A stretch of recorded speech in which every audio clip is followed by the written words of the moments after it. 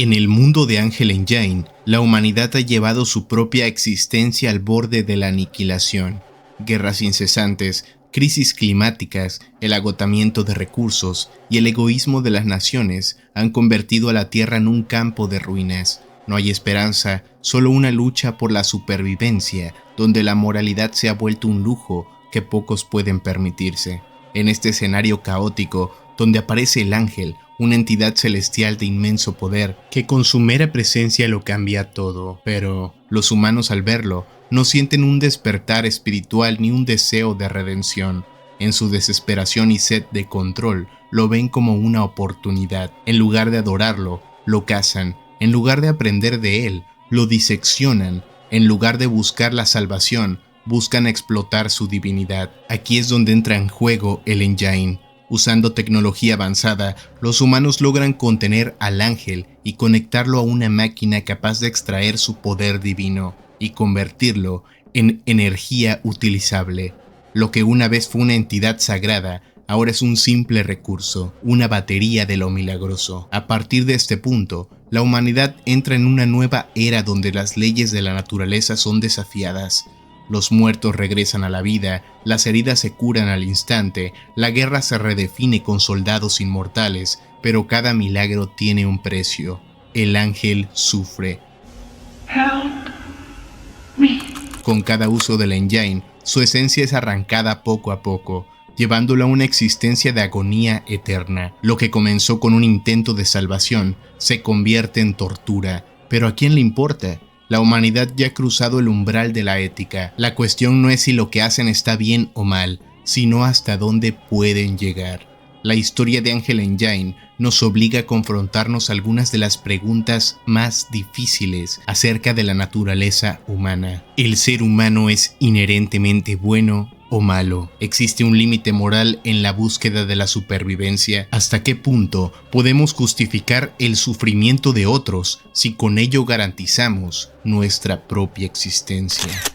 Los humanos, al capturar al ángel y usarlo como fuente de energía divina, no solo buscan la supervivencia, sino que cruzan una línea moral, convierten un ser sagrado en un mero recurso explotable. Esto significa que la humanidad es inherentemente malvada o simplemente responde a las condiciones externas de su mundo devastado. Para Thomas Hobbes, el ser humano es egoísta y violento por naturaleza. En su obra Leviatán, describe el estado natural del hombre como un escenario de guerra de todos contra todos, donde la vida es solitaria, pobre, desagradable, brutal y breve. Según Hobbes, sin una autoridad fuerte, un Leviatán que imponga el orden, los humanos caerían en el caos total. En Angel Engine, este pensamiento se refleja claramente. La humanidad enfrenta su extinción, no busca la cooperación ni la redención, sino el dominio sobre cualquier fuente de poder que pueda garantizar su supervivencia. No se detienen a reflexionar sobre la moralidad de su acción, simplemente hacen lo que deben hacer para seguir existiendo. Cuando el Engine comienza a funcionar, la humanidad se vuelve aún más destructiva. No solo resucitan a los muertos, curan enfermedades o se abastecen de recursos, sino que convierten su tecnología en un arma. El poder milagroso se usa para la guerra y la conquista. Esto confirma la visión hobbesiana. Sin restricciones, la humanidad solo busca más poder y control. El hombre es un lobo para el hombre. La humanidad en esta historia actúa como un lobo devorador, no como un ser moral. No duda en esclavizar lo divino si esto significa su propio beneficio. En el contrato social y discurso sobre el origen de la desigualdad, Rousseau argumenta que, en su estado puro, el hombre es más compasivo y busca el bienestar común. Sin embargo, a medida que las civilizaciones crecen y la propiedad privada se establece, surge la desigualdad, la ambición y el abuso de poder. Al inicio, la humanidad en esta historia no tiene otra opción que luchar por sobrevivir, pero una vez obtienen el poder del ángel, en lugar de buscar el bien común, terminan abusándolo. Los líderes del mundo monopolizan al Engine para controlar la vida y la muerte. No es la naturaleza humana la que es malvada, sino el sistema que han construido. El hombre nace libre, pero en todos lados está encadenado. El ángel, en este caso, representa una forma de pureza que es aprisionada por la condición humana. No es que los humanos sean malvados por sí mismos, sino que la sociedad en la que viven los obliga a actuar de esa manera.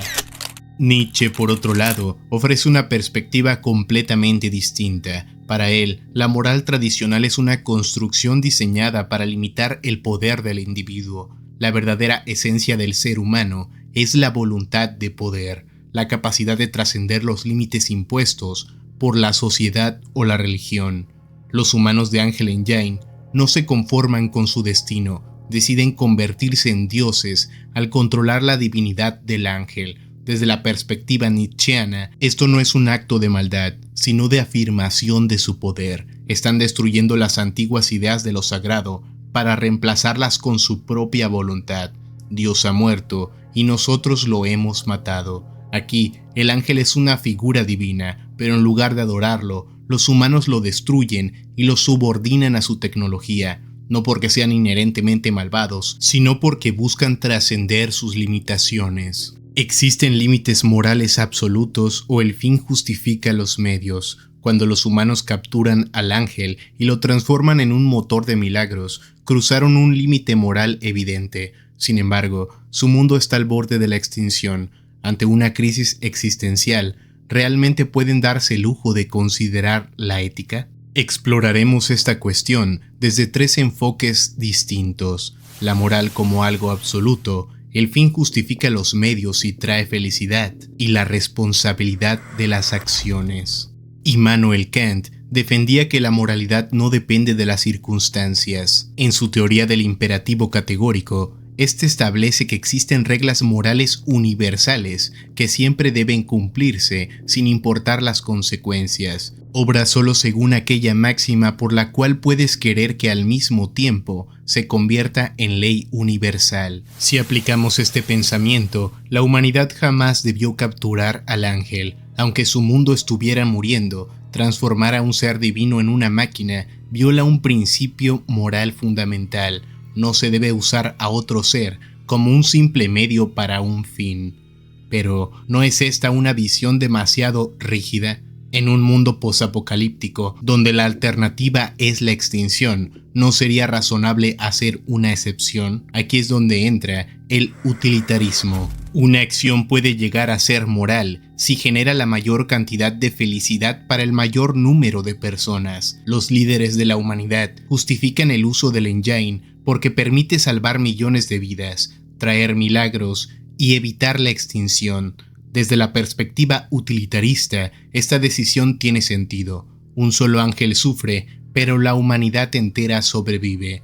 Pero hay un problema con este pensamiento. ¿Qué pasa si el sufrimiento del ángel crece tanto que supera los beneficios? Además, los humanos no se detienen en la supervivencia, usan el poder del engine para la guerra y la dominación, lo que contradice la idea de maximizar la felicidad. Aquí entra el existencialismo y nos ofrece otra perspectiva. Sartre creía que no hay una moral universal. Cada persona crea su propio sentido del bien y el mal a través de sus acciones. El hombre está condenado a ser libre. Los humanos en Ángel Engine no pueden escudarse en la necesidad o en la lógica utilitarista. Ellos eligieron esclavizar al ángel y esa decisión tiene consecuencias. Son responsables de sus actos.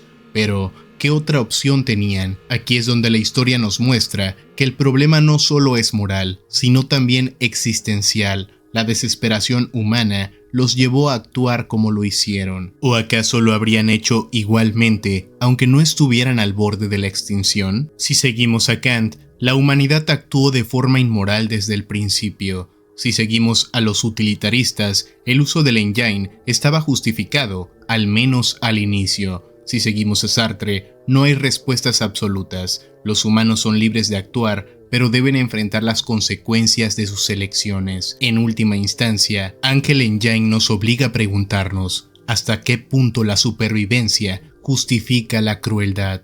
¿Realmente podemos hablar de moralidad en un mundo donde la alternativa es la extinción? O como dijo Nietzsche, simplemente estamos viendo la manifestación de la voluntad de poder de la humanidad. Pero ¿hasta dónde puede llegar la humanidad en su búsqueda de poder. Los humanos comienzan con la necesidad de sobrevivir, pero pronto su ambición los lleva a explotar el poder divino, más allá de lo necesario. Lo que en un inicio era un acto desesperado de conservación, se convierte en un símbolo de la insaciable hambre humana por el dominio absoluto. Repasemos lo que decía Nietzsche: la fuerza impulsora detrás de la humanidad no es la moral ni la razón, sino la voluntad de poder, el deseo innato de conquistar, controlar y trascender.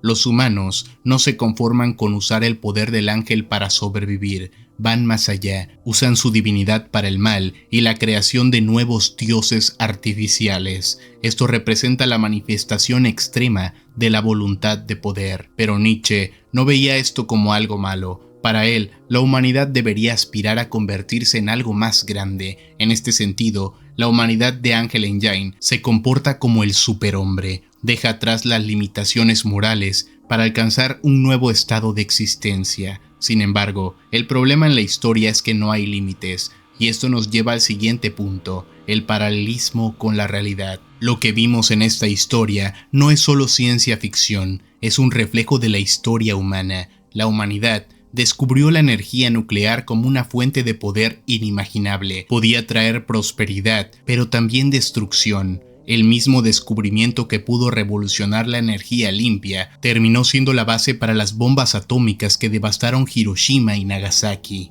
Los humanos en Ángel Engine no se detienen en la supervivencia. Una vez obtienen el poder del ángel, lo usan como arma. La energía nuclear terminó en manos de ejércitos y superpotencias que la usaron para la guerra. En ambos casos, el poder se convierte en un fin en sí mismo, no un medio para mejorar la vida. Este ciclo de descubrimiento, uso, abuso, destrucción, se ha repetido en toda la historia. ¿Acaso es esto inevitable? Los humanos en Ángel Engine querían un milagro para sobrevivir. Obtuvieron más de lo que pedían y comenzaron a jugar a ser dioses, pero en el proceso perdieron su humanidad. ¿Acaso el hombre puede jugar a ser Dios sin enfrentar su propia ruina? Cuando la humanidad obtiene un poder superior, no lo usa con responsabilidad, sino que se convierte en su propia perdición. Cuando los humanos convirtieron al ángel en el Engine, dejan de ser humanos en un sentido filosófico.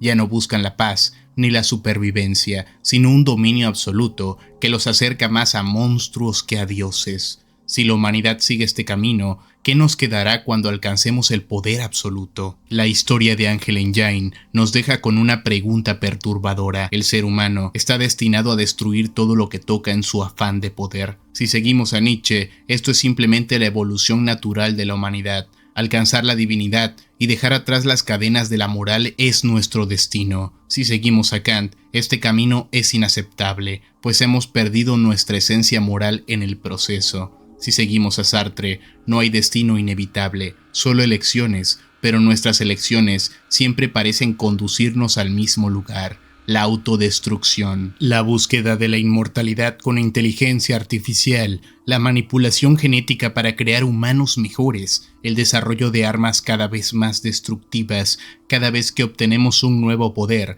lo llevamos al extremo. Quizá el castigo de la humanidad en Ángel Engine vendrá con la llegada de su segundo ángel.